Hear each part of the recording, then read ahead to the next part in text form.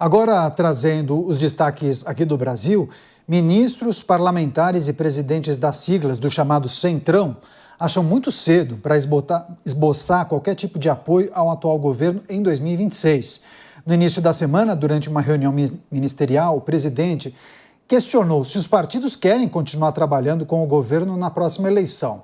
O recado de Lula acontece em meio em que partidos do Centrão cobram mais espaço na esplanada dos ministérios. Embora ocupem ministérios no governo, partidos como União Brasil, PSD, MDB, PP e Republicanos se dividem entre situação e oposição. A avaliação de ministros do Centrão é que qualquer anúncio agora seria apenas uma carta de intenções que pode não se cumprir lá na frente. Você, Mota, partidos do Centrão, ainda que muitos estejam na canoa do governo federal, há quem entenda que talvez seja necessário pular de canoa, né? Sair dessa canoa e embarcar em um outro tipo de embarcação, um outro tipo de navio, talvez numa escuna, um iate. Mudar de embarcação talvez seja mais adequado para 2026, Mota. A única coisa melhor do que o poder é a expectativa do poder. E o mundo está passando por uma mudança, que começou no dia 20 de janeiro. Eu não tenho dúvida nenhuma que todos os projetos políticos, em todos os lugares, agora estão sendo reavaliados à luz dessa mudança. O Brasil não vai ser uma exceção.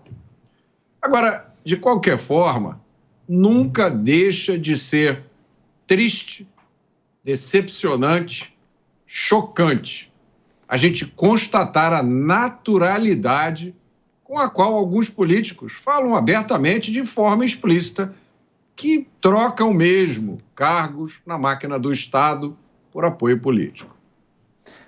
O Mota sempre fala em convicção, né, Dávila? Mas quando a gente traz uma notícia dessa, é a confirmação que falta muita convicção para vários integrantes desses partidos do Centrão, não é, Dávila? Ou pode ser visto de um outro jeito. É a convicção de se manter no poder a qualquer custo. E por isso, essa é a única convicção que tem, manter-se no poder a qualquer custo. E aí é a teoria do vampiro. Eu vou ficar sugando o sangue do governo, o cargo, o verbo até o poder. Na hora que eu ver que ele morreu, porque já não tem mais nada, não tem mais ideia, proposta e perspectiva de poder, como o Mota falou, eu pulo para outra canoa. E assim é a vida de um país governado pelo Centrão. Mas o Centrão é, sim, um fenômeno político desse presidencialismo de coalizão. Eu não sei por que as pessoas ficam chocadas. É isso mesmo. O presidencialismo de coalizão cria este fenômeno perverso que é o mediador que fica no meio e que fica ali tirando vantagem de tudo quanto é lado. Por isso que as reformas nesse país não andam no ritmo que precisavam andar.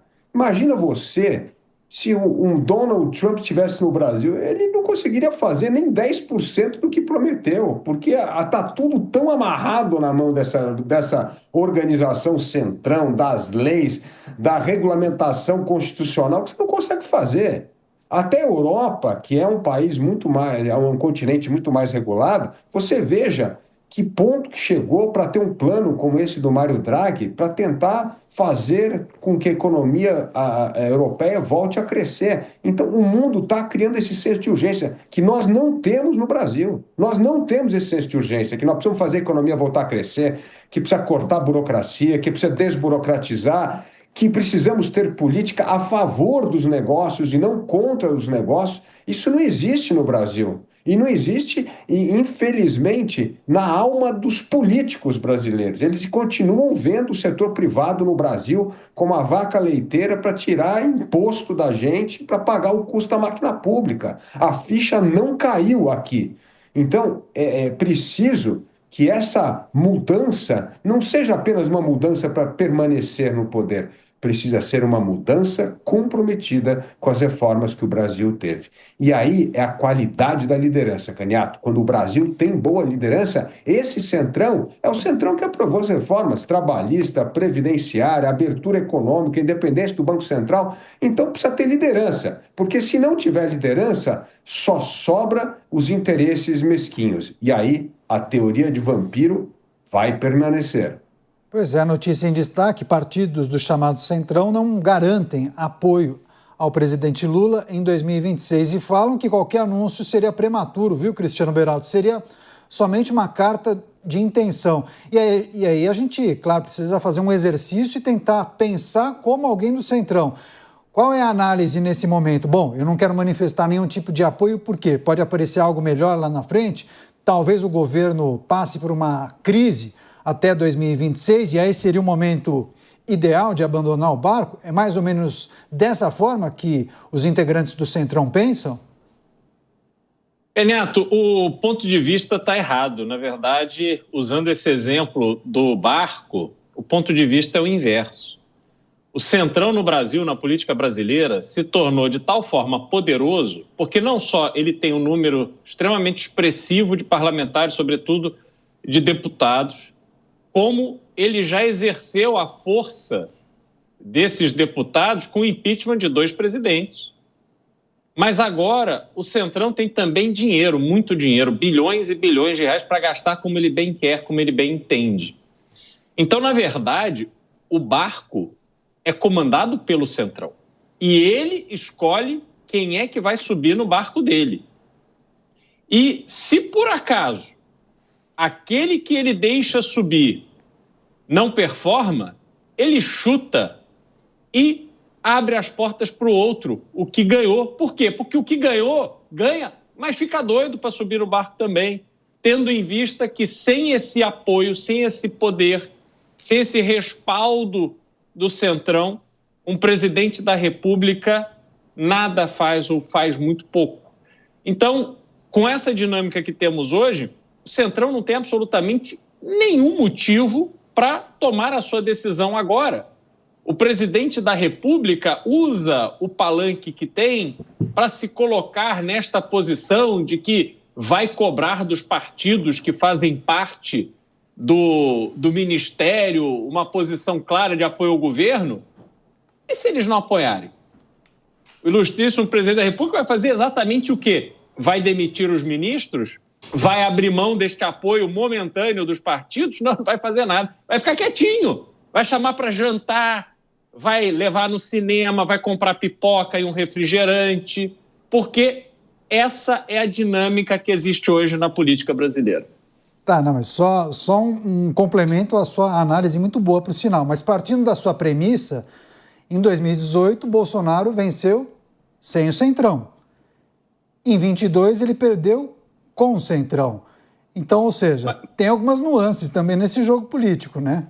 Vamos fazer conta, Caniato. 2018, Bolsonaro venceu a presidência com um discurso anti-Centrão. Lembram da musiquinha? Se gritar, pega Centrão, não fica um meu irmão? Sim, mas depois que ele vence, ele absorve o Centrão. Mas eu digo, na campanha eleitoral, exatamente, em 18, ele vence sem o Centrão, né? Vence sem o Centrão, um fenômeno, mas o Centrão, que também, naquela eleição, ficou muito afetado pelo advento do voto de opinião. As pessoas estavam ali demonstrando um cansaço, uma intolerância ao mais do mesmo. E isso o Centrão sofreu. Depois ele abre as portas e o Bolsonaro entra.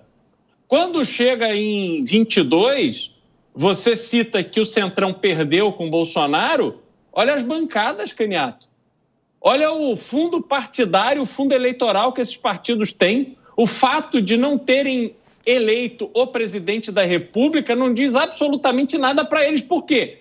Porque no dia seguinte da eleição, eles já chutam o corpo do derrotado e abrem a porta, mediante condições que eles estabelecem, para o vencedor. Por isso é que eu digo, quem ganha está sempre querendo entrar no barco deles. Era uma estratégia que sempre foi usada pelo MDB, inclusive, né? MDB sempre aliado ao governo que estivesse lá no Planalto, né? Você, Mota, as análises sobre o papel do Centrão, né? E, naturalmente, o desafio também para os candidatos em 2026. E essa boa reflexão feita pelo Cristiano Beraldo, claro, a gente tem que entender a dinâmica do jogo e o poder que hoje em dia esses partidos possuem, né? O Beraldo deu aula, não resta muita coisa para dizer, exceto que no Brasil sempre foi assim. A novidade nessa história toda se chamou Jair Bolsonaro. Foi ele que bagunçou esse jogo todo em 2018, sendo um fenômeno eleitoral e de popularidade que ele é.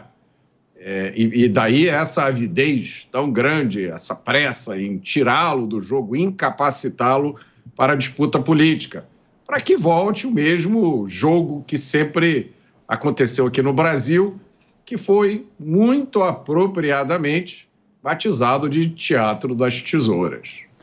Dávila, só para a gente arrematar, mas quando a gente observa PL, Jair Bolsonaro, cedendo a essas negociações e apoiando Davi Alcolumbre, enfim, é difícil talvez um grupo mais independente ou aquele que é convicto e defende uma agenda determinada, talvez mais conservadora, liberal, é difícil se manter firme às convicções. Cedo ou tarde vai ser necessário negociar, ceder um pouquinho e talvez até ser confundido com o Centrão, muitas vezes?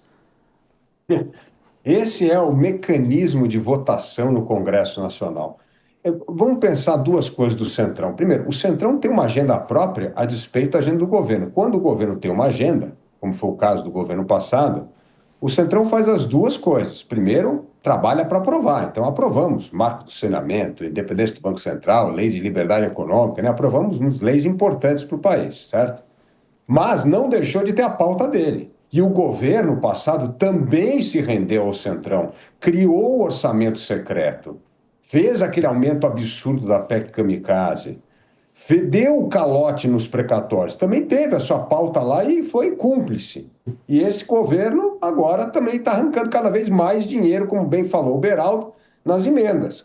Hoje é recorde de emenda, é uma coisa inacreditável. Então, o Centrão toca a pauta. Agora, quando não tem liderança política, como é o caso hoje da ausência de um presidente com plano de país, aí só sobra a pauta corporativista do dia a dia. É essa pauta mesquinha, eleitoreira, local e até de mais poder, que é arrancar cada vez mais dinheiro do Poder Executivo para as emendas e para eles gastarem da maneira que eles querem. E aí tem isso, a emenda PIX, emenda o que você quiser, que é a mesma coisa do orçamento secreto, que só muda o nome. Então esse é o problema. Agora, o que tem que mudar substancialmente para poder arejar as lideranças no Congresso? Voto aberto. Tem que acabar com essa história de voto secreto. Tudo é secreto, é voto de bancada, voto não sei o quê. Poucas coisas são votadas abertamente. Imagina se a eleição do presidente da Câmara e do Senado fosse o voto aberto. Aí não é tão fácil, não, eleger Hugo Mota e Alcolumbre. O problema é o sistema. Eles criam as regras para eles se manterem no poder. Na verdade, no mundo democrático, toda votação no Congresso Nacional tem que ser aberta.